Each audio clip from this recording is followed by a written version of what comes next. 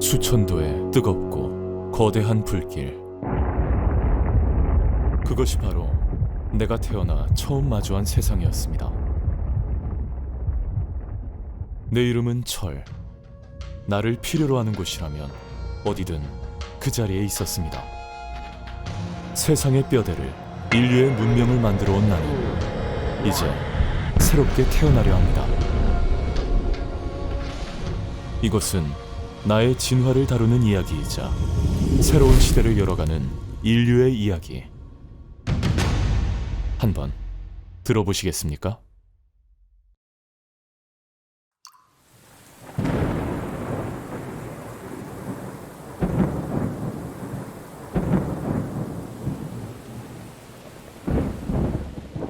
철은 언제나 인류 문명의 잠재력이 되어 왔습니다. 철이라는 소재가 등장함으로써 사람보다 더 큰 무엇을 만들 수도 있게 되었고, 주택이나 달이나 전력과 에너지를 포함한 많은 인프라의 핵심 소재가 바로 철이기 때문입니다. 그런데 지금 철강 산업이 겪는 위기는 일반적인 경기 침체와는 완전히 다릅니다. 중국에서 시작되었던 구조적인 공급 과잉의 문제는 여전히 있다고 볼 수 있겠고요. 미국의 보호무역주의와 관세 문제, EU 같은 경우는 탄소 규제, 아주 복합적인 양상을 보이고 있다고 할 수 있겠고요. 이러한 종합적인 위험을 퍼펙트 스톰이라는 말로 표현할 수 있겠는데요. 퍼펙트 스톰이란 말은 서로 다른 원인들이 함께 어우러져서 또 다른 새로운 종류의 위험을 가져오는 경우를 말한다고 볼 수 있겠습니다. 이런 변화는 한국만의 문제라고 볼 수는 없겠습니다. Well, the transformation journey that we are on as a society is fundamental. It's really changing all aspects of our life. It's clear that we need to transform the whole society, not just how we produce things, but also how we use them and our energy system, for example. 기후변화협약 파리협정에서는 탄소 배출의 범위를 스코프 3라고 할 수 있는 간접 배출까지도 확대하고 있는 분위기고요. 이 말은 철강을 사용하는 많은 기업들 입장에서 저탄소 철강의 수요와 요구가 점점 더 확대되고 있는 그게 지금 시점이라고 볼 수 있겠습니다. 우리 앞에 놓여 있는 선택지는 크게 두 가지라고 볼 수 있겠습니다. 하나는 기존의 방식대로 철을 만드는 방법이 있을 거고, 두 번째는 탈탄소라는 새로운 방식을 찾아가는 선택이 가능할 것 같습니다. 첫 번째, 조금 더 비용을 줄이는 방식을 택한다면 결과적으로 단기적인 목표는 달성할 수 있겠지만, 그런 브레이크스루를 만들어낸 혁신 기업이 나타날 경우에 자연스럽게 도태될 수밖에 없는 위험한 방식이라고 볼 수 있겠고요. 후자의 경우, 근본적인 혁신을 추구할 경우에는 당장의 기술적인 위험이나 당장의 투자 비용에 대한 부담은 있겠지만, 근본적인 혁신을 통한 미래의 비전을 가지고 나가는 방향성이 훨씬 더 필요하고 의미가 있는 시도라고 볼 수가 있을 것 같습니다. 어떤 미래를 선택할지는 우리의 손에 달려 있습니다. 그리고 누군가는 지금 한 발 앞서 그 미래를 만들어가고 있습니다. 안녕하십니까. 포스코 하이렉스 추진반에서 근무하는 김치환이라고 합니다. 30만 톤급 하이렉스 실증 설비 설계 업무를 담당하고 있고요. 개인적으로는 철강 역사의 큰 전환점에 서 있는 지금 큰 사명감과 책임감을 느끼고 있습니다. 기존에 소위 용광로라고 불리우는 고로는 대량의 쇳물을 경제적으로 뽑을 수 있었기 때문에 세계의 철강선들이 모두 채택하는 대표 기술이 되었지만은 석탄을 소비하게 되다 보니까 대기오염과 폐기물을 발생시켜서 환경적으로 단점이 있습니다.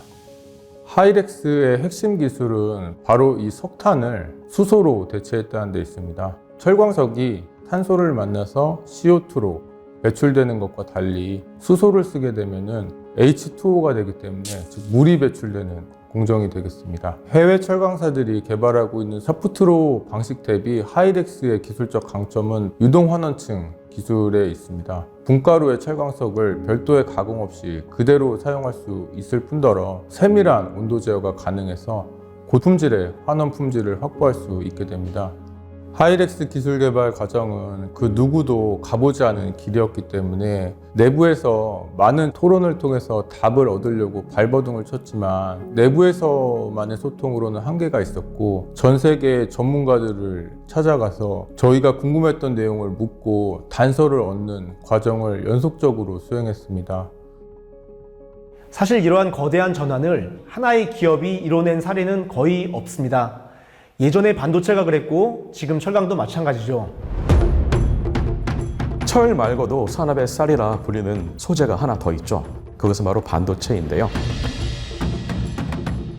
사실 우리나라가 지금은 메모리 반도체 강국이다, 반도체 제조 강국이다 이렇게 불리고 있습니다만 한 40여 년 전에는 글로벌 반도체, 특히 메모리 반도체를 석권하던 기업들은 대부분 미국과 일본의 기업들이었습니다. 특히 미국과 일본의 기업들은 한국의 업체들을 견제하기 위해서 아주 높은 기술 장벽을 세웠었는데요. 특히나 그 기술 장벽들은 대부분 이런 특허 장벽들이어서 한국 기업들이 이것을 쉽게 우회하기가 어려웠습니다. 그래서 그때 정부 그리고 여러 기업 관계자들 그리고 연구소와 학계 여러 기관들이 모여서 이 위기를 공동으로 극복을 하고자 일종의 컨소시엄을 만들었습니다. 그 컨소시엄은 64메가 디램 개발로 이어지게 되는 거대한 산학연관 프로젝트였죠. 저는 이럴 때 판을 깐다는 표현을 쓰는데요. 이렇게 새로운 기술이 산업으로 전환되기 위해서는 자본, 제도, 인프라, 인재 그 모든 요소들이 다 전환이 되어야 함을 의미합니다. 저는 똑같은 이야기를 철강 산업에서도 적용할 수 있다고 생각합니다. 수소 자체가 경제성을 가질 수 있도록 이 수소의 생태계가 국내에서 만들어질 필요가 있습니다. 수소에 대한 생산, 저장, 운송, 정부 차원에서 제도적인 지원, 그리고 인프라에 대한 지원이 중장기적으로 더 세밀하게 이루어져야 기업들이 더 자신 있게 다른 산업과 연계해서 투자를 이어갈 수 있을 것이라 생각이 듭니다. 수소환원 제철로의 전환은 기술만으로 해결될 수 있는 문제는 아닙니다. 근본적인 혁신과 관련되기 때문에 우리나라에서도 국가적인 노력으로서 작년에 제정된 K-스틸법이 있고 한국형 수소환원제철 국책과제 사업이 있습니다. 이 부분이 가지고 있는 중요한 의미는 더 이상 철강 기술, 철강 산업이 개별 기업의 문제만이 아니고 함께 국가적인 노력으로 풀어가겠다라는 의지를 보여주고 있는 것이라고 볼 수 있겠습니다. 하지만 우리에게 남은 시간은 많지 않습니다. 사실은 2026년부터 2034년까지의 약 8년 정도의 기간 동안 유럽은 생산 단계부터 얼마나 탄소를 배출했는지를 추적을 해서 세금을 붙입니다. 근데 그 세율이 점점 매년 올라갈수록 더 높아지고요. 이게 예를 들어서 2030년대 중반쯤 되면은 원가 경쟁력을 잃어버릴 정도의 세금이 붙게 될 가능성이 높습니다. 만약에 우리나라의 주요 제철 산업에서 이 유럽으로의 수출이 이러한 탄소세로 인해서 더 약해질 경우에는 우리나라는 세계 3대 시장 중에 하나의 시장을 잃어버리게 될 수도 있다라는 이런 비관적인 전망도 나오고 있죠. 지금의 인프라 투자는 꼭 철강 산업만을 위한 거라고 볼 수는 없겠습니다. 사실 독일 같은 경우도 유사하게 GET-H2라는 수소 인프라와 관련된 프로젝트를 진행하고 있는데요. 실제로 수소 인프라의 실증에 굉장히 큰 비용이 들어가는 것으로 알려져 있습니다. 여기서 중요한 것은 이런 인프라들이 비단 철강 산업만을 위한 인프라가 아니라는 부분이 가장 중요한 부분이고요. 우리나라의 제조업, 자동차나 건설, 그리고 기계, 그리고 조선, 사실은 이런 수소 인프라의 혜택을 볼 수밖에 없고 그런 의미에서는 국가의 기간 인프라에 해당되는 전반적인 제조업의 경쟁력을 강화하기 위한 인프라로 구축하는 것이 그런 정부의 노력이 필요한 시점이라고 볼 수 있겠습니다. 제철 산업은 단지 과거 그리고 현재 세대에만 중요한 것이 아니라 우리 후손들에게도 굉장히 중요한 산업입니다. 이것이 더 지속 가능한 산업이 되기 위해서는 나라 전체가, 산업계 전체가 힘을 모으는 것이 굉장히 중요하다 생각합니다.